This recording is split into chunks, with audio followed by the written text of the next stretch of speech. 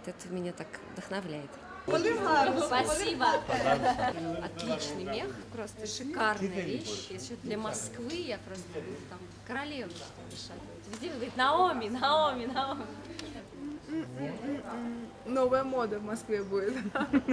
Я успела померить, по-моему, очень много. Греция славится удивительными и лекалами шуб, и адекватными ценами, и самое главное, отличным качеством.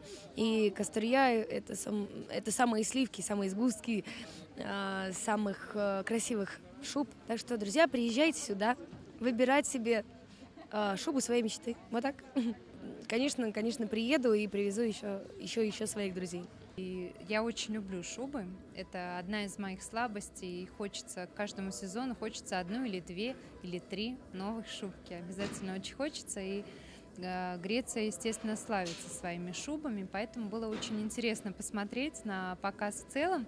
Больше шуб, больше красоты. Красоты много не бывает. Этот тур, поскольку он удачно сочетает отдых, прекрасную погоду, солнце, великолепную греческую еду и очень позитивных людей, которые нас встречают.